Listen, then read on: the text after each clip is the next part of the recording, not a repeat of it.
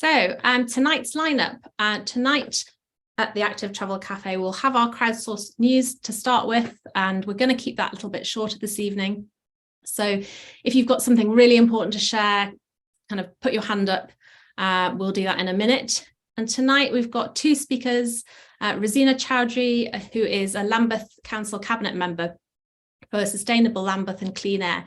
And she's going to talk to us about Lambeth's new curbside strategy, which there's been a lot of interest about. And it's the first of its kind in this country. So I think a lot of us will be really interested to see that and share it, no doubt. And following this, we've got Ian Walker, who is Professor of Environmental Psychology at Swansea University. And he is going to talk about his research that's been published recently, which found that, that there's this kind of shared, what he's called motonormativity, which is sort of a shared kind of idea that the risks that come with driving are sort of somehow more acceptable than other kinds of risk. So on that note, does anybody have any news they would like to share? Is there anything that's happening locally that you would like to share with the group, or is there any national news that you would like to mention?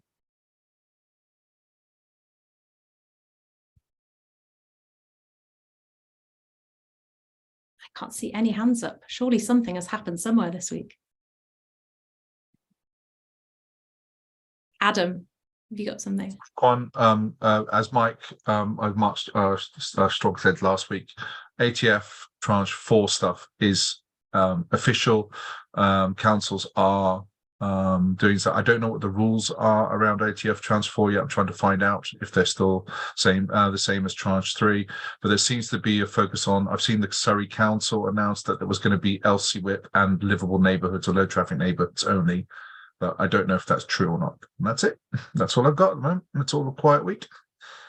Thanks, Adam. Roger, do you want to come in? Yep. Okay. Hi. I haven't been for a little while, so good to be back. Just a quick update on the planning bits of the Levelling Up and Regeneration Bill. I know everyone's fed up with hearing the phrase levelling up, but there is actually some legislation that's started out once upon a time as a planning bill, and that prompted the formation of the Better Planning Coalition to resist what were initially some terrible proposals. They're now just sort of not very good. The thing that the Walking and Cycling Alliance, so us and Cycling UK, Sustrans, Living Streets and so on, have got tabled now that the bill is in the Lords. Well, the coalition has got amendments around sort of embedding climate considerations, health and well-being in considerations in all aspects of planning, right from national policy to local decision making. But we've also got one amendment down specifically around getting walking and cycling networks and network plans and rights of way improvement plans written into local development plans, bearing in mind that development plans aren't always written by the same authority as the walking and cycling network plans and the rights of way improvement plans in any kind of two-tier area. And therefore, there is a tendency for the developer, when a development comes along, there's even been a case where Sustrans was asked by one unitary authority to review the case for a disused railway line coming back as a walking and cycling route, only to find that officers in another bit of the same local authority had just given planning permission for some houses across that route, thereby rendering it unusable. If that line had been on a map in the development plan, that wouldn't have happened. It would have been routes would be safeguarded, developments would be put close to walking and cycling routes, and planning developer contributions would be secured for them. So that amendment's gone down with cross-party lineup, including the former Transport Secretary Sir George Young, and one of the wider health and wellbeing network amendment has been tabled by Lord Stevens, among others, the former chief of the NHS. So we're getting some fairly good traction in the Lords. Debates will happen sort of later this month, and I'll keep you posted.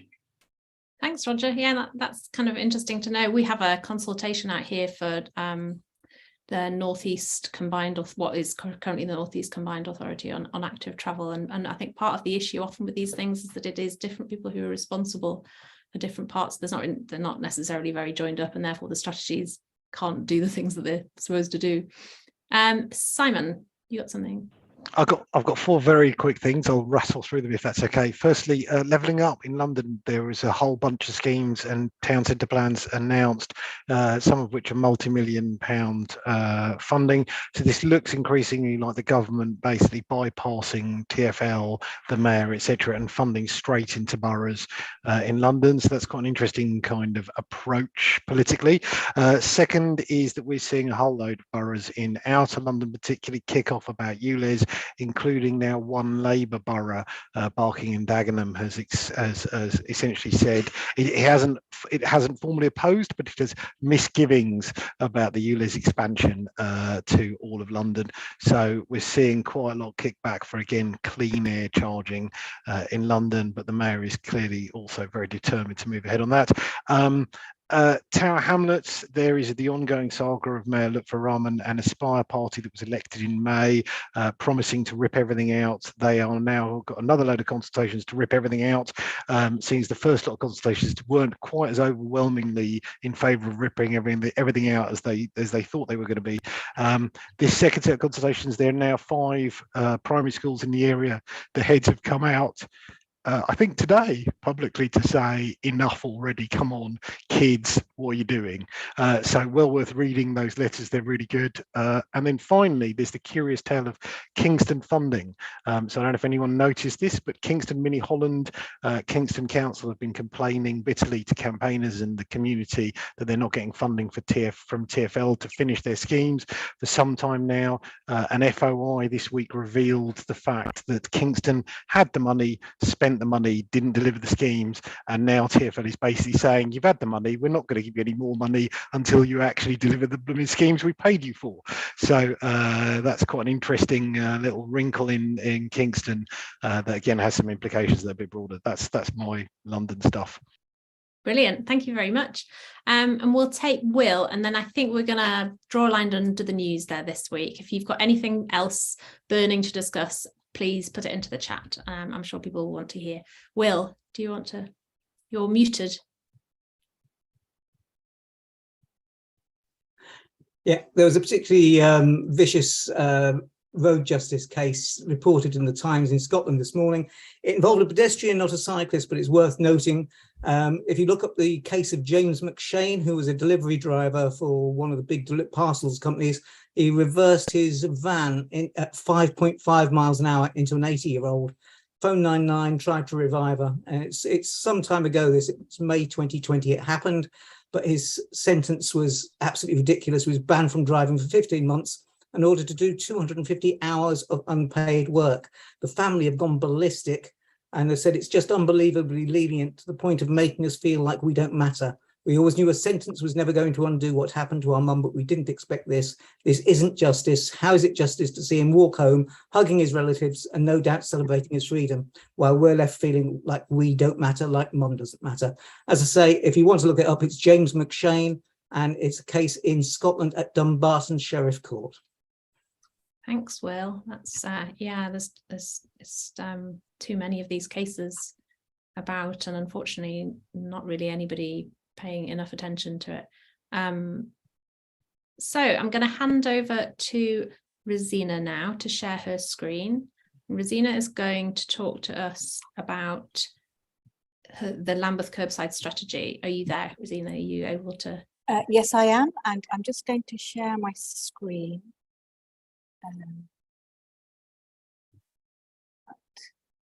Can everyone see that? Okay. Yeah, that's brilliant. Okay. And we're really thrilled that Rezina could come on. We gave her very little notice, but we know that a lot of people are really interested in this strategy, and it would be really great to hear about the kind of progress you're hoping to make with it. Over to you. Well, thank you so much for inviting me. I'm really thrilled to be talking about this. Just I'll introduce myself to people who might not know me. I know there's lots of people on this call. So I'm Rezina Chowdhury. I'm a councillor in Lambeth. I represent Streatham Hill East Ward. I've been a councillor since 2014, and in May I took on the cabinet role to lead on Sustainable Lambeth with Clean Air, which includes sustainable mobility, clean air, parks, open spaces, and of course bins, because that's part of the environment brief. So I'm really delighted to be presenting our curbside strategy to you tonight. In fact, we've got the official launch later on this evening. That's why I had to leave this call quite quickly soon after I've presented, but I will take questions. So essentially, so Lambeth's Kerbside Strategy, it's, I'm gushing about it because it's a transformative piece of work. It's going to have a profoundly positive effect on our communities now and in the future. And it's bold, it's ambitious, and it's a pioneering piece of work, because I think we're the first borough to do this on this scale and scope. So I'll take you to the next slide.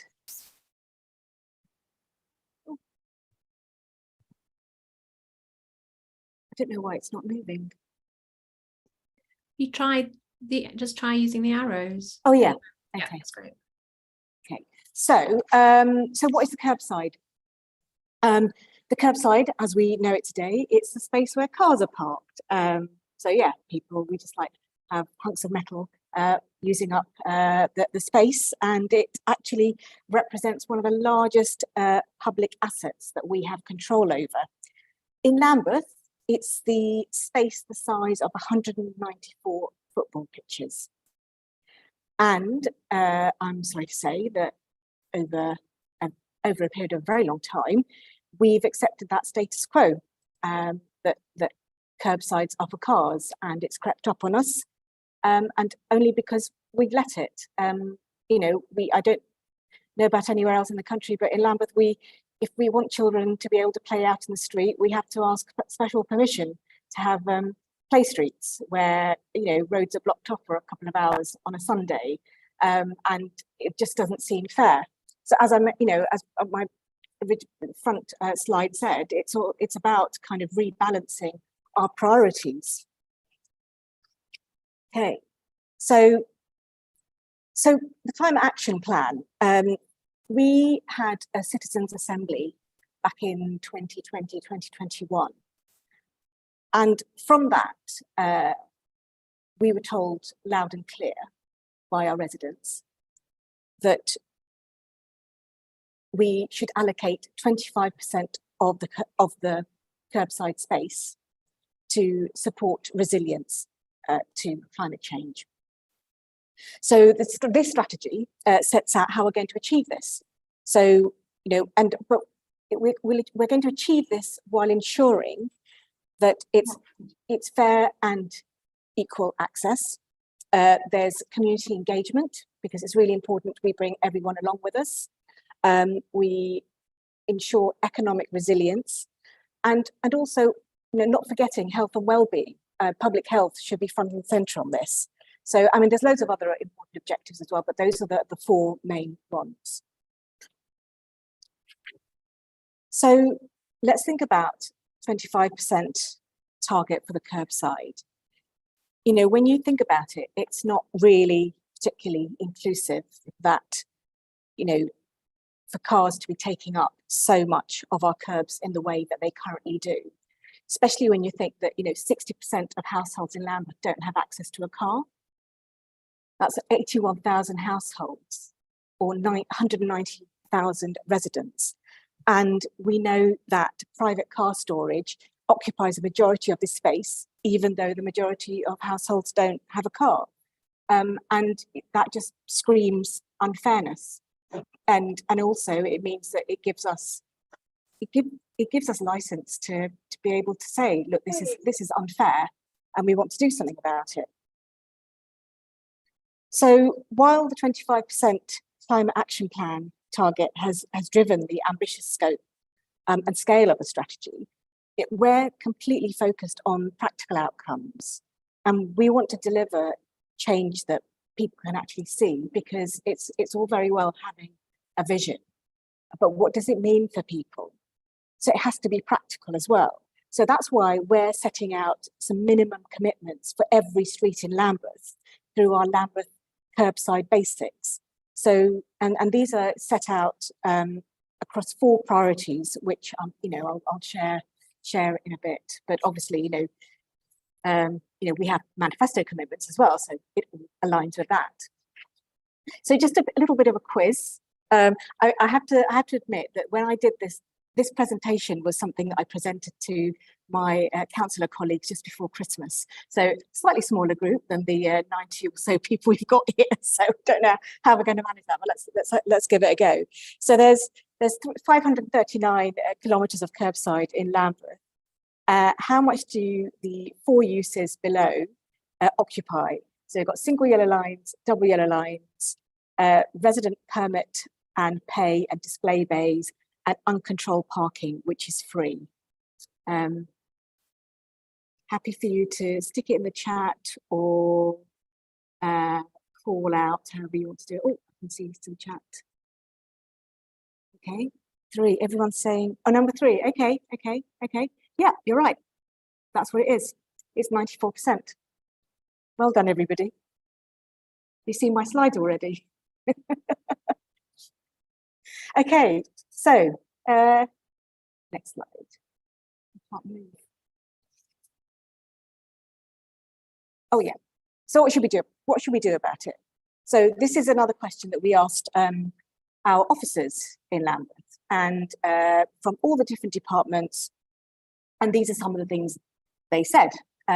And it's really good to see these quotes, because what it does, it gives us permission, and it gives us the ability to go and be a lot bolder in our ideas and our planning, because we're saying, well, actually, you know, the fostering team from Children's Services are talking about how there's hardly any space for children to play, or integrated health and adults care team are saying that, you know, we need more spaces for children. Resident services who look after our housing estates are saying that we want more space for food growing. So this is all kind of building into this picture of actually there's a need here, and you know, cars are taking up so much space that we could be using for residents. So I talked about priorities earlier and the curbside basics. I'm just going to take you through each of the 4 priorities. So first of all, it's about enabling accessible and active travel. So this means using the curbside to ensure that our pavements are clear and accessible, particularly for people who can't get around too easily.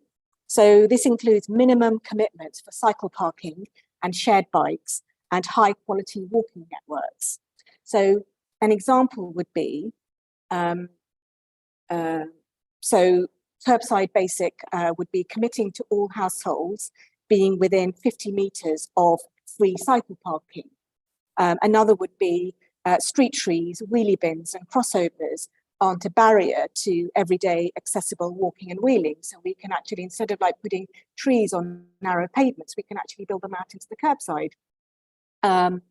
So, oh yeah, that's it. Sorry, I knew there was a build out there. So that's, yeah, so that's our first priority. Second priority, the curbside has to be for people. You know, I mentioned before, cars were just taking over, and we want to rebalance it so that this space is for people. And we know that households, a lot of households in Lambeth, don't have outdoor space or a car, so they can't make use of the curbside that's right in front of their property. And we want to change that with this strategy. We want to make sure that local people will be able to apply to use the curbside for things that they want, like, you know, small community gardens. We want businesses to be able to apply to use the curbside for outdoor seating. And, you know, we're going to be building on the success of, you know, pilot schemes over the last few years. So a great example is, I don't know if many of you are familiar with Waterloo and the Cut, where we took out 5 car parking spaces, and it's actually transformed that street. It's absolutely amazing. It's a haven now, and it's just pedestrians and cyclists, and seating outside, restaurants, and you've got parklets, and you've got cycle storage, and there's storage for sort of cargo bikes as well. And that's our vision, and that's a practical example of what we want our roads to look like. So yes, so that's yeah. Those are just some examples of what we've done already. I don't know if you can see those pictures there, but we've got those planters and seating outside restaurants. So the Lambeth Kerbside basic for this priority is that every resident has the opportunity to apply for a parklet. And, these Lambeth funded parklets will be used to tackle inequality. They'll be used to provide green spaces and social space where access is currently limited. Priority 3 is a really important one, and they're all important, but this is particularly keen for us, is that we want to increase climate resilience. We experienced one of the hottest summers ever, and we know that our summers are going to get hotter, and flooding is also a growing risk. We know that the impacts of climate change won't be felt equally across our borough, and people on lower incomes, those who are sick with long-standing health problems, or the elderly, are all at greater risk. So with this strategy, we're pledging that all streets will have shade from trees and green spaces and biodiversity that together help protect us from these risks. So the curbside basics here would be a tree every 25 metres on Lambeth streets, enabled by the curbside, and green space that provides shade and manages flood risk to make up 10% of the curbside. And the fourth priority is to reduce emissions and traffic. Once we reach our ambitious targets for sustainable transport and traffic reduction, there's going to be fewer vehicles on our streets, she says, well, hopefully. But for that, we need to support, for those the cars that remain, we need to support the shift towards electric vehicles and shared cars as much as possible. So the curbside basics would be an electric car club on every street in Lambeth, and shared cargo bike hire available on every local high street in Lambeth. Earlier this summer, we launched 7 electric cargo bikes, which are currently being hosted by 7 businesses across the borough, and we want to roll that out further. And actually, we're working with PedalMe, and it's working really well in Lambeth. So we do also need to consider the remaining 75% of the curbside to ensure that it works towards the same end goal as our priority areas.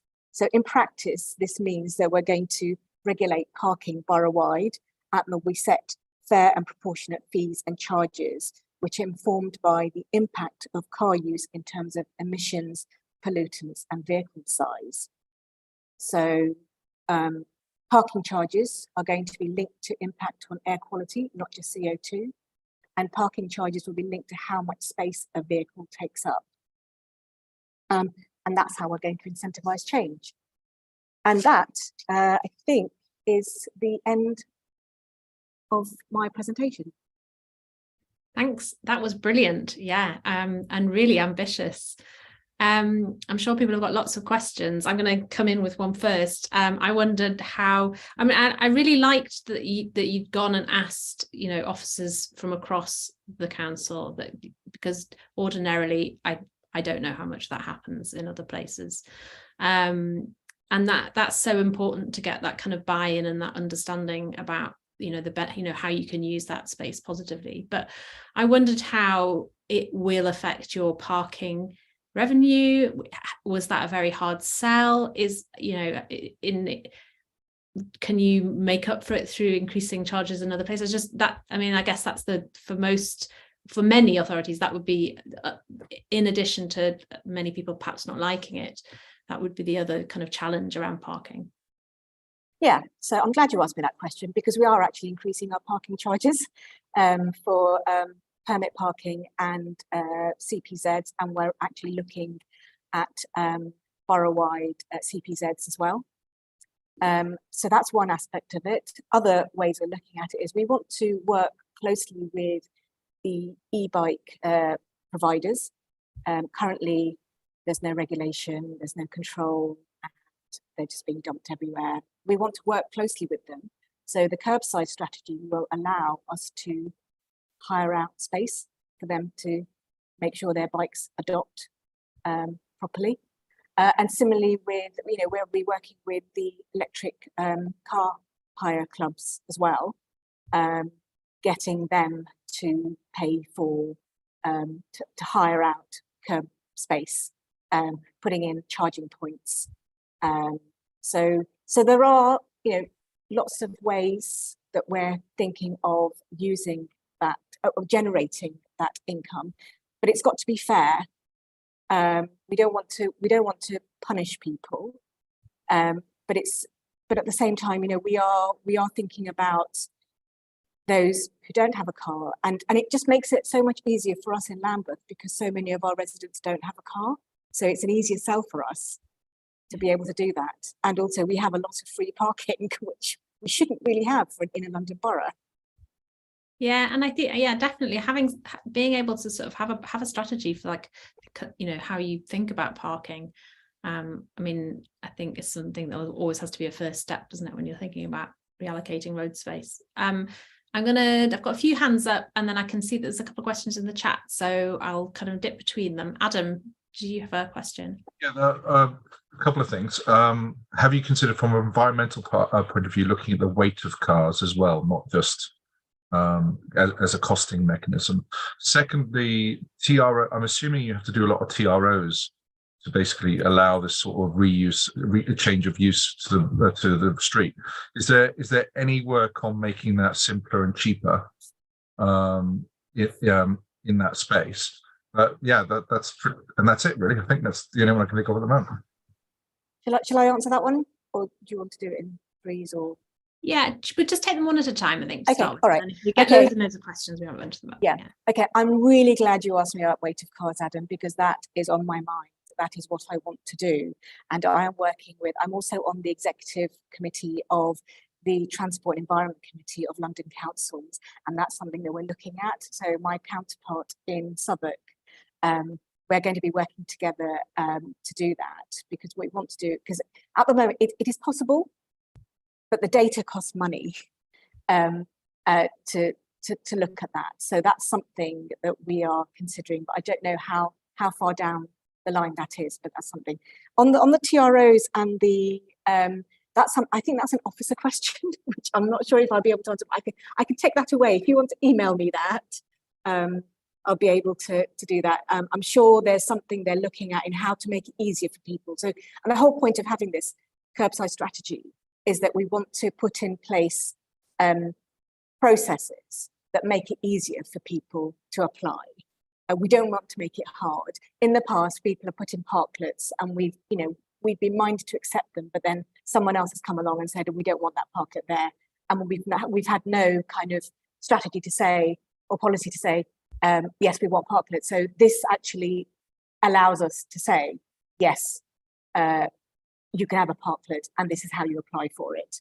But I'm not sure if that was your question, but yes, that is something that officers are looking at. Just to follow up on that, it's like, for example, in Bath, they had those bike-shaped or car-shaped bike rack stands, and they had to basically apply for like a TTRO or just a TRO to be able to use car parking spaces for that. And so the cost wasn't just that you could just move it somewhere and put it there.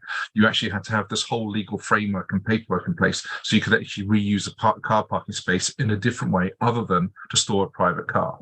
That was solving that is a really big barrier, I think, for flexibility in the way councils use those spaces. So with Lambeth, I can answer that categorically and say that that's our space, that's the council space, and we're taking it and we're going to use it for something other than car parking, whether it's parklets, whether it's seating, whether it's trees, whether it's rain gardens. But these things take time. That's the vision, and for each application that comes in, obviously there'll be consultation because we'll have to speak to other residents as well. But that's what the plan is. We've got a target of 25%, which we want to reach. It's quite a target. Hope that answers your question, Adam. Thanks. Roger, do you want to come in with your question? Can't hear you. You still up there? There you go. Yes, it's got it there. It's fine. 2 or 3 goes. Thanks. Thanks for firstly, Rezina. Thanks. That's brilliant. It's really inspiring stuff. Excellent data. I love the bit about the public accessible cargo bikes. I just want to pick up on a detail which you didn't mention, and I suspect is something that everyone's been overlooking. It's one of those crucial details. If you haven't got it in, I'm hoping you may be able to. Well, hoping you will be able to assure me that you have got it in, or failing that you can incorporate it in some way, because it's a detail that's at risk of, we're all at risk of tripping up on it, very literally. And I'm not talking about the point about electric vehicles, cables being a trip hazard to pedestrians. That is an issue. But what people are overlooking is that if we install EV charging infrastructure on the existing curbside on a road where it's subsequently decided that we need a protected cycle lane, then the cable is going to get in the way of the cycle lane, and it's very difficult to then move the EV charging point. Therefore, it strikes me that there is a real need to establish policies, not just in Lambeth, but everywhere where everyone's thinking about sort of EV charging strategies, to make sure that local authorities think about where they're going to want to put protected cycle lanes in future, and don't block them off with EV charging points that will then need a cable running across the cycle lane in order to get to the car that wants to charge itself. I don't know whether that's one that you've thought of, or whether, as I say, I'm hoping to raise awareness of it. It's a detail that's actually really important. We have thought of it, and it is something that is part of the work that we're doing, because we're rolling out lots of low traffic neighbourhoods in Lambeth, and that's something that we're constantly having to consider. Because if we want to have segregated cycleways, cycle paths, we need to make cycle lanes. We need to make sure that electric charging, because we have currently they're on our lampposts, and we need to make sure that there's no conflict there. And the other thing is, car ownership in Lambeth is not equal across the borough. In some parts of the borough, there's more demand than others. So it's going to be on a ward by ward basis we'll be looking at. But yes, that's definitely something that hasn't passed our attention. It's something that's, and also the other important thing to remember is for Lambeth anyway, that we don't want it to be, we don't want our to be driven by a sort of, so for us, really important, and we don't want to go with EV first kind of approach. The electric vehicles are there. That sort of strategy is there as a replacement for petrol and diesel vehicles. We're not pushing out loads and loads like some of our neighbours are, loads and loads of EV points. That's not where we're going. We'll put them there if they're needed, but we're not leading with that. So I don't know if that answers your question, but that's very much, we're not just like going to be scattering them everywhere. That's Thanks. not our plan. That's great. I'm going to move on to, we've got four people with hands up. I think we'll take those, and then I think we'll leave it there for questions. I'm going to try and pick up one or two that have come through the chat. So if people can keep their questions really, really short, because I'm just conscious that we haven't got Rezina for very long, and we do have another speaker. So I'll take Don first. Good evening. Thanks, Rezina. It's a great presentation. Yeah, in Liverpool, what you've got is, in your picture on your presentation, you had a clear route in front of the shops, and the tables were on the road. What we're seeing now is parking, seating not only outside the front of the shop, but also on the road. And this issue has been raised by a number of members of the campaign who have got adapted wheelchairs. And, we're famous for the long and winding road in this part of the world, but it's getting a bit ridiculous for these people. I don't know whether it's a problem that you're going to have, or whether you've already addressed it. Yeah, I think I know which way. Do you mean Bold Street? Because I've been down to Bold Street where I really liked it. I really like it. Anyway, so I don't know. I do. Yeah, I don't know whether we'll be able to go as far as that in Lambeth. Especially because we've got a great big sort of like the A23 going straight through it. so which creates pressure on our surrounding roads. I mean, maybe for special events, parts of Waterloo, parts of the South Bank, that can happen, but I don't see it happening in our more sort of southern sort of residential parts of the borough. I've seen it in parts of Wandsworth, actually, on Northcote Road, and I love it, and Soho as well. But I don't know if we're there yet with Lambeth. The cut, maybe that would be great, wouldn't it? Yeah, Rachel, do you want to go in with your question? Yes. Hi. Just looking at the pictures, you had pictures of the trees along the road and set out away from the pavement, which is great. And I noticed recently Leicestershire's just published they've called it Treeconomics, and it's a group called, I'm trying to read it, ADEPT, which is a group of Association of Directors of Environment, Economy, Planning and Transport across different local authorities. And it's funded by Rhys Jeffries Road Fund. Have you come across that at all? Because I'm just wondering, how widespread is this? Because it looks like it's a national initiative. It was commissioned by ADEPT, it says. And I didn't know whether there's anything in there that included where you should position trees, because this is all about the types of trees, because this county is really worried about maintenance costs. So they're focused very much on the types of trees that are acceptable to plant. But I didn't know whether in here somewhere there's where you should put them and who else has heard of this, or is it just a local thing? Because it looks like national. Yeah, I think my tree officers have probably heard of it. Right. We've got a tree strategy coming out. It's about to be published. But it's trees on public land rather than private land. And I know lots of different other authorities have their own tree strategies as well. But I'd be really interested to find out a bit more about ADEPT. Actually, I might just go away and research that. Yeah. Okay, thank you. Yeah, I was it's the positioning that I'm concerned about as well. It's important. Thank you. Graham, do you want to come in with your question, Graham Smith? Hello, yes, Graham Smith from Oxford. I have done some work in Lambeth, but it's probably 40 years ago. In Brixton. Regarding parking controls, I wrote it down as well. Rather than smother the borough in double yellow lines, I was astonished when you said 94% uncontrolled. Could I suggest that you look up restricted parking zones rather than controlled parking zones? And then you can do away with the double yellow lines. And you do have to have some signs, you do have to have some markings, but it's about a 10th or a 15th of the amount of double yellow lines. And instead of making roads look like they belong to cars, it makes roads look like they don't belong to cars. So to speak. Okay, thank you very much. I'll take that away. Thank you. Thanks, Graham. And Catherine, and that's the last question that we have.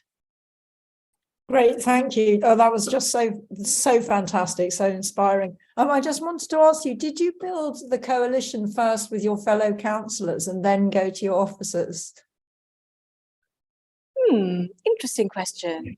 So this was something. This has been in progress for some time, emerging from lots of casework around people wanting parklets, people wanting to cut down on rat running, safer kind of neighbourhoods. In terms of, in Lambeth, we had something called home streets some time ago, and I think it's kind of like a drip. And officers, we've managed to poach some great officers from Sustrans, who've come up with these amazing ideas for how our neighbourhoods could look. And it's come together quite neatly, because there's been consultations over the years on how to reduce rat running, how to make roads safer, and it sort of feeds into our road danger strategy as well. And so once it all came together, sort of officers kind of came up with the plan and the idea. And yeah, it's been socialised with councillors, but then they've also been feeding into this over the years as well. So it's not come as a surprise, and it's something actually that has I think for that reason, it has an awful lot of buy-in. So when I presented this to my group just before Christmas, it was so well received, and it, you know, I wasn't surprised. I was expecting a little bit of pushback, but actually, they all felt so confident that they would be able to sell it to their residents as well.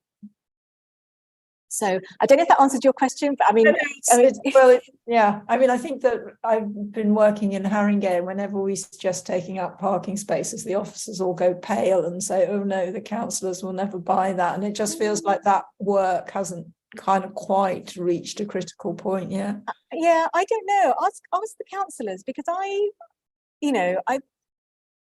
think sometimes that some councils that that there might be this institutional kind of fear of maybe being a bit too bold. Mm-hmm. So, I'm very happy to talk to Haringey. Yes, thank you. Thank you. I think somebody came in there. Really sounds meeting them. Thank you. So I think everybody will want to join me in thanking you for coming to talk and to answer all those questions. That was really, really fantastic. And I've no doubt many people will be now going away to scrutinise it again and to send it to their local authorities. And I don't know if you've got a few minutes to hang around, Rezina. There might be a couple of questions still to pick up in the chat, but I understand that you might have to go. Yeah. But thank you. I'm more than happy for people to drop me an email. I can stick my email address in the chat. That would be wonderful. Thank you. I can do that. Thank you All very right. much. Thank you very much, everyone. Thank you. And now we have Ian. Ian, are you there? Yes, I am. Yes. Hello. I spotted you a minute ago. So Ian is our second speaker this evening. He is the Professor of Environmental Psychology at Swansea University. And I'm going to let you share your slides and introduce your topic, Ian. Hello, everyone. Thanks so much for the invite here. It's very nice to see some familiar faces and names, which is very nice. And see Roxanne's dog briefly appear a minute ago. So this is going to be a very quick overview to some work that we published just very recently. So this was done with Alan Tapp and Adrian Davis, who I suspect a lot of you will know one or both of those. And this was some work really it was partly just testing out an idea that I suspect everybody on this call has shared in the past. And we thought, well, let's measure this idea. And then that gives us an opportunity to explore it. And in many ways, the research we did isn't rocket science. The research was kind of confirming something we suspected, but it was necessary to do that to then have the opportunity to explore how this phenomenon might come about and what it means, which in some ways was the real crux of what we were trying to get at. So what we were doing, and this is why I'm fairly confident everyone on this call will be familiar with this, was trying to get at the kind of double standards that we see when we look at motoring and look at people's and society's attitudes and behaviour around motoring. And in particular, what we wanted to get at was the idea that the behaviours that we see routinely, whether from individual motorists or from the people who provide facilities for motoring, we wanted to test the idea whether what they are doing would stand up in other areas of their lives. Are the actions that people do when they're driving, or are the decisions being made by counsellors, for example, actions or decisions that we would see if it was any other subject whatsoever apart from driving? So originally, we thought about doing this kind of thing. We thought about asking people, taking the situation that we see in the roads and going out to an abstract version and asking people these questions in the abstract. So, for example, rather than say, is it acceptable to break the speed limit, we might phrase it as, is it acceptable to put another person's life in danger if it makes things more convenient for you? And see whether people treat those questions differently. And here are some of the kind of things that we weighed up. Is it the country's job to support people's lifestyle choices? Is it acceptable to barge in front of another person? Should the state help people live beyond their means? We want, these are the things we kind of wanted to test to see whether people would say, oh, no, it's never okay to help people live beyond their means. And then demonstrate that as soon as you rephrase it as the state should allow people to take out finance loans on cars, watch the responses change. This is kind of what we wanted to do. But we were very aware that if we did it this way, we'd be accused of stacking the deck and essentially setting things up to find what we wanted. So the way we did it was to take straightforward sentences and change just one or two words.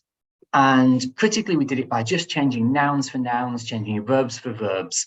So by simply changing nouns and verbs for other nouns and verbs, we could be confident that what was happening was the principle, the question was the same, but the context alone changed. So every sentence that we used had just one or two words changed with the same part of speech, so that it was simply the context that changed. Here's the most powerful in some ways. People shouldn't drive in highly populated areas where other people have to breathe in the car fumes, versus people shouldn't smoke in highly populated areas where other people have to breathe in the cigarette fumes. And to try and get some objectivity to this, we employed a market research organisation, which is actually quite timely because this particular market research organisation may have enriched Nadine Zahawi a bit, and therefore I've probably been part of a tax evasion scheme, but never mind that.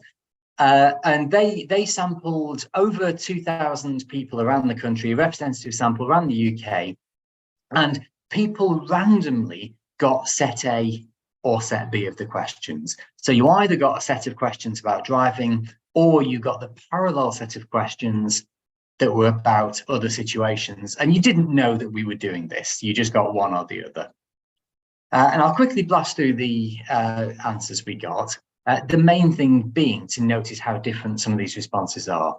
So this question was, if somebody leaves their car in the street and it gets stolen, it's their own fault and the police shouldn't do anything.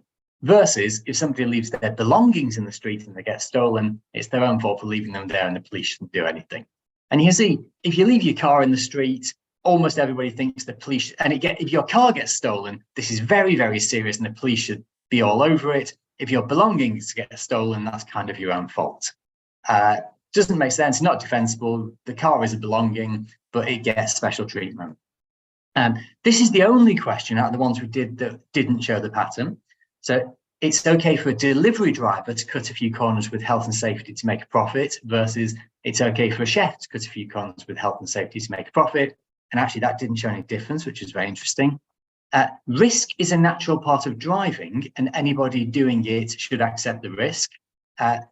For some reason, the nation says, yeah, you know, that's fine. If you drive, you're at risk. But they don't see that if you say working. Now, weirdly, a third of the population actually say, if you go to work, you deserve everything you get, which suggests that the health and safety executive have got quite a long way to go with the UK population.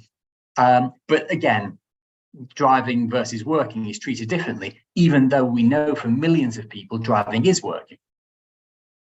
There's no point expecting people to drink alcohol less, so we just have to live with the harms, versus there's no point expecting people to drive less, so we just have to live with the harms. You can see a difference. And then this was the really big one. This is the one that I showed you earlier. People shouldn't drive less where other people have to breathe in the fumes. Very few people agree.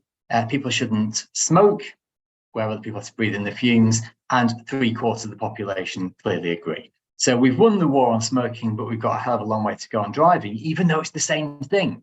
The question is it okay to create fumes in a public space where other people have to breathe them in? And the public perception is, well, it rather depends where the fumes come from. And we framed this as an example of what's called the special pleading fallacy.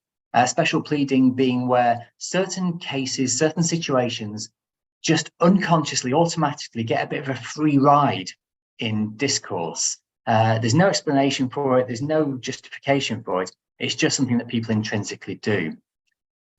One of the really, really notable features of this, and perhaps in some ways the most important thing we found, was that the responses were basically the same whether people were drivers or not. So it would be completely understandable if people who drive cars downplay the risks and accept the risks and so on. That'd make sense. But our sample had something like 650 people or something like that who don't drive or don't drive regularly. And they said the same thing. So there was a kind of Stockholm syndrome thing going on where the people who don't drive were still agreeing that the world should be set up for the benefit of motoring and that motoring comes first and that the harms are not harmful. And so this is where we really got into the interesting bit of trying to explain this. And we felt that this kind of framework was very useful for trying to understand what we were seeing. So this is known as a social ecological model. There's various versions of this. We were particularly working from some work back in the 70s on child development and how the environment in which you grow up shapes you. And so what we've got here, this is kind of framed in terms of motoring. There's you in the middle, the individual biography, that's you growing up. And you have experiences, but those experiences are shaped by these multiple environments around you. There's your family and friends are a huge influence on what you learn is normal and acceptable. And we know that your family and friends have a big influence on what you think. There's also surrounding that, the influence of other people. Every day of your life, you go out, you see people driving in certain ways, you see what is normal in the way people drive and use cars and so on, and you internalize that and it shapes your views. There's then the physical world, this exo system in this model. What is the street designed to make easy and hard? Well, in fact, what we see every day is we see roads where motorists get priority, where they're allowed to park for free, where pedestrians have to constantly stop and wait and ask for permission to get across roads. The physical world around us very strongly sends a message that motoring comes first and other forms of transport come second. And then surrounding that is the culture, what's called the macro system here. It's the culture, it's the laws that we pass, it's the media that we consume, it's the images of motoring that we see on television and in films and in discourse, which of course shape the world that we build, which shape the way we behave, which shapes the way we see other people behave. And so what we're arguing is that people internalize this world and it shapes their perspective. And in some ways, the central claim we're making is that all of this exposure over your whole life to an environment where motoring very clearly comes first and where the downsides of motoring are systematically hidden and the externalities are covered by the state with nobody asking questions, we suggest that it does two things. We suggest that first, if you see this sort of thing all the time, you start to see it as normal. But then perhaps even more importantly, we argue that people don't just see this as normal, they see it as proper. They believe this is the correct way of things, and therefore it must not change, not just that it cannot change. And so there's a moral aspect to this that is very important. And you actually, interestingly, trace this back an awful long way. So David Hume, back in the day, actually said something very similar to this. He was suggesting that there's a tendency amongst people to infer how the world ought to be from how the world is. So people say, well, this is, oh, sorry, let me try and turn this around to motoring. It is the case that cars get priority over pedestrians. So therefore, cars ought to have priority over pedestrians. Now, obviously, David Hume wasn't talking about cars. He was talking about a general tendency of human beings to work out morality from what we observe. But that, I would argue, is kind of what we're seeing here. And so some practical implications to wind up is this is one form of unconscious bias, I would argue. It's not the only one. We know there are others, but it probably should be recognized as a form of unconscious bias, especially in terms of people who are making decisions about street allocation or public health or traffic safety. We probably need to start combating this tendency. It's an individual problem, but it's also a cultural and institutional problem. And we probably need to start auditing decisions and putting processes in place to counter these biases. So, for example, as a decision is made, should it be abstracted? Should we say, what is the abstract version of the decision you just made? You've just voted to permit free parking on Sundays. Are we happy with the principle that the council is paying, helping people store their private property for free? It's not free parking, it's the council subsidising the storage of private property. Go for these abstract representations of what's been decided as a way of trying to reveal the underlying principles, and ask, are we still comfortable with this if it's not in a driving context? And above all, and this very nicely interfaces with other research from the geography world, if we want to make change, we want to change behaviour and change attitudes, probably the wrong way is to start in the centre of that model with individual people. Probably the wrong thing to do is try and convince individual people to change their minds and their behaviour, because ultimately there's 7 billion of them out there, and it's going to be a very slow process to convince each of them one at a time. Far better to change the big stuff. Try to change the culture. That's quite a big ask. But what can we change? Well, we can change the physical infrastructure. We can change the streets. We can change the laws. We can change those things that surround everybody. And what we do know from a bunch of other research is that attitudes and behaviours will tend to fall into line, and people will start to think that those changes were desirable anyway. And I will leave it there. Thank you very much. Thank you, Ian. That was great. Yeah, that's the $1 million question. Then how do you persuade everybody that they're wrong? And certainly I think it also sort of explains that, and I'm sure many people have had this sort of situation of people feeling like you're almost talking at cross purposes with people who cannot conceive that what you're asking for is in any way, a normal thing to want in relation to changing streets. And I know that here in Newcastle, some of the most vociferous people have not been drivers. So, what do you talked about changing laws and changing? What do you think would be the most significant change? And can certainly, when you have that change in law, if you think about the Equalities Act, or that it doesn't change things on the ground necessarily overnight, or maybe even in the long term for lots of people, but it carries a sort of bigger message, doesn't it? To what do you think would be the sort of number one thing that would make the biggest difference? Oh, I don't know. I should have anticipated that question, really. I don't know what if you just put me in charge of the country tomorrow, and let's face it, you could do worse. I don't know what the first large change would be, but the first thing I would do is try to come up with an overarching vision, and it would, get people to buy into an overarching vision along the lines of, it's always easier to not drive than drive, or something like that. I'm just inventing this stuff off the top of my head. I'm partly picturing my journey home later. I'm looking at the road out there and thinking about the interactions I'm going to have with the dual carriageway out there that requires me to keep stopping and begging permission and then running across in the tiny gaps between lights.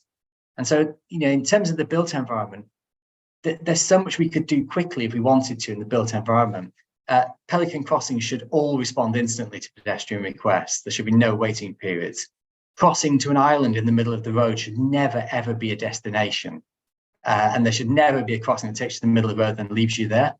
These are really simple things, but an environment that is built this way sends such a powerful message to people about what we value and what we don't value.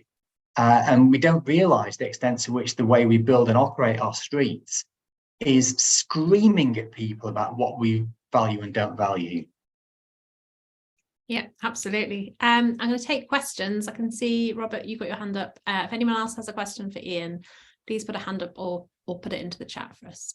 I thought your last point was really, really strong, that you do things and it suddenly becomes the norm. It becomes acceptable. Why the hell didn't we do this before, kind of thing? And I'd point everybody to Anne Hidalgo in Paris. And she's just made the huge changes. She's fuck that lot, let's just do it. Let's just remove the parking spaces. Let's just do this. And what that screamed at me, I've read your report properly. It's fabulous. What it screamed at me was, you need leadership to do those basic things and just go ahead and do it. And then people will eventually accept it. The majority will. And we know the majority in Newcastle don't drive cars, don't have cars. And we've talked about earlier, the previous speaker said, the majority in her constituency don't drive. Do it for the majority. They will push for it to be stable. That's it. Yeah. No, you're absolutely right. Thank you very much. And I'm happy to just say that there's some really nice research coming out of the geography world that I kind of alluded to. And they often call it the reverse causality hypothesis. So we psychologists tend to get things backwards. We tend to say, you think things and then you act as a result of it. But what the geographers have shown is it very often happens backwards. If the environment around you encourages you to behave in a certain way and makes a certain thing easy, then you probably do it. But then more importantly, because you're now doing this thing, you start to think that that's how it should be. It's that is ought thing again. So if your street makes it easy to drive everywhere, you'll do it, and then you'll start to think you should do it. If your street makes it easy to walk everywhere, you'll start to do it, and then you'll start to think you should do it. And it's been demonstrated that if you get the behavior to change, the attitudes follow a lot of the time. There's kickback, Anne Hidalgo's had kickback. Other parts of France, I think, have had very negative perspectives on her experiment. But certainly, yeah, it seems to be quite a powerful way forward. I think it would be interesting to do the same kind of survey with children, sort of, I don't know, maybe primary age, and see what they thought about that. Because certainly, and I've talked to politicians here about the fact that the children growing up with the bike lane on the main road, that's their normal. They've never known anything else. I think it's weird. They're going to think, we want why, and it totally changes your perception. So we've got quite a lot of unraveling of that to do, unfortunately. Bob, have you got a question for Ian? Yeah, I have, yes. What I was going to say, this is really important stuff. And, the thing about proper is important for cycling, because one of the reasons why you get all these images of, your hippies or your green or your kids or your racing is this notion of proper. And I love the way you put that forward, that cycling isn't a proper form, it's something else. Yeah, okay, it might be good as a bit of exercise, but it's not a proper thing. Mm-hmm. And what I wanted to put to you is really something I've been going on about for about 35 years, about where the attitudes come from, is a lot of this actually really comes from the road safety industry, in that you've got, the language stuff about how a car in which you're so well protected, you're more of a danger to other people is seen as a safe car, when in fact it's exactly the opposite. But also, of course, this whole point that children are taught by road safety officers and parents and so on, that the road belongs to cars. Now, you may not actually get that across in a message in words, but that's the way it comes through. So, I'm really interested in everything you've said about where you intervene, you put in the structures and the laws and so on. But I'm just, trying to sort of raise this issue about how does road safety ideology and what kids are taught, how does that get through? And it's so important, because it's very often the case that when you're talking to people, they're actually arguing exactly the opposite way around, that the kids are the problem, not the cars. And they don't actually even understand that you have the opposite point of view. It simply hasn't got through. So your thoughts, please. No, I agree. And we actually touched on that example in the paper we wrote. And I think that's a really good example of where we could be doing this approach of trying to get people to abstract what they're saying, or to put what they've said in a different context and see if they are still happy with it and still comfortable with it.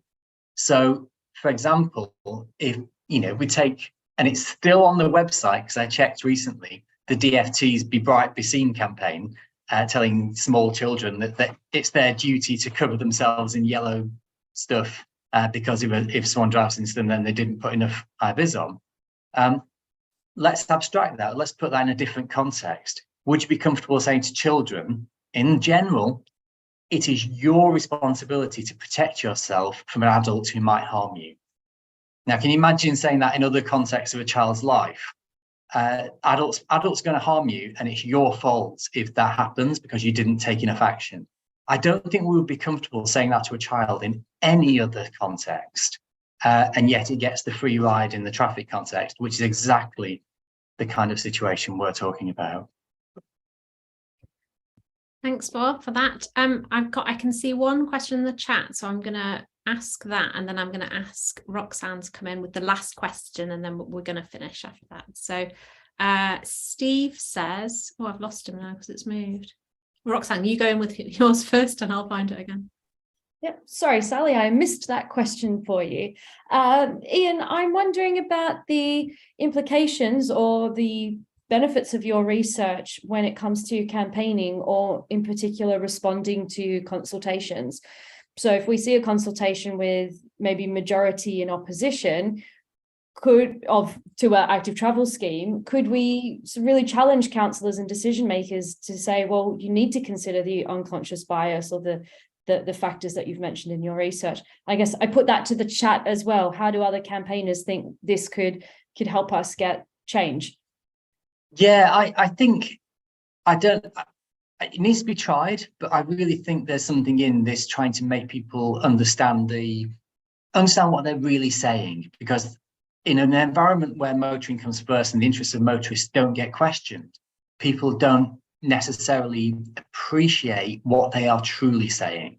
And that's something that campaigners might be able to do quite easily, is to point out these more abstract things. So like the example with the children, you realise that you're actually saying it's children's responsibility to protect themselves from adults who might harm them. That kind of thing.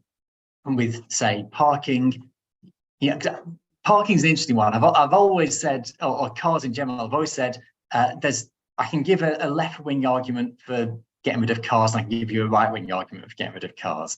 They're either tools of the rich or they're subsidised freeloaders. Which one do you want? But it's that similarly framing it so that people can stop thinking about cars and giving them the free ride in their thoughts and getting to realise what they actually are suggesting. Thanks. Now, if Steve's there, he can ask his question, because he just says he has a question about economics, but he hasn't put in what it is. So, and I think he hasn't got very good signal. But so I'm going to ask Catherine. Catherine, can you ask the last question? Then that will be the end of questions. Hi, it wasn't really a question, but it was just picking up on your point about kind of being bold and kind of changing the infrastructure to change behaviour. And we did a scheme in Haringey and White Hart Lane where we kind of ruthlessly took space away from the car and narrowed the road and gave that space to rain gardens. And what was peculiar is there was such an emotional kind of outrage at the rain gardens from a lot of councillors, because it was such a sort of peculiar foreign kind of intervention that they didn't kind of quite understand. And it was a way, rather than sort of saying you should have left the space for the car, they were just kind of very emotionally opposed to the rain gardens. It was just, I think. So, I think you're absolutely right. And I think that emotional reaction is something we've all experienced, and it's very noticeable. It's really clearly happening. And I think it's this inferring propriety. It's this is-ought. It's, none of us have known a different world. Every single one of us has always known a world where pedestrians come second. That's been drummed into us since we could first leave the house. And when that's what you see and what you've been told, you interpret that as how the world has to be. And if someone tells you that, it's a bit like, well, we're no longer having gravity. Down is now up. And that you'd be so shaken if someone proposed that down is now up and the floor is now the ceiling. That's so counter that you probably would get upset and offended at something that seems so absolutely outside your entire lived experience. And I think that's at the root of these very strong emotional reactions. It's just so brilliant to hear you talk, though, because it just, yeah, gives hope. Yeah, well, I'm probably preaching to the converted, but it's nice to at least talk about it. Yeah. Graham, is it going to be a really quick question? Because I really need to finish up. Go on. Very, very quick. And that's absolutely it. Yes, I used to take students to see modern architecture in the Netherlands in the late 70s and 80s. And I was shown a woonwerf. And I took kids back to see the woonwerf the next year and the next year. It took me about 3 years to understand what a shared surface street was. I couldn't conceive it, even though I was walking up and down it. It's astonishing. And it's been an important lesson ever since. So I'm with you, Ian. Thank you. Thank you. And that's a nice note to end on. Thank you very much, Ian. That was really interesting and really great to be able to ask those questions. And thanks to Rezina too. I think she's had to go, and all of you for coming tonight. Next, just to let you know that next week we have Duncan Dollimore, who is going to talk about Cycling UK's advocacy network, CAN, which is more focused on kind of supporting local campaigning, local groups. So hopefully see some of you then, and have a good rest of your evening. Thanks, everyone. Bye.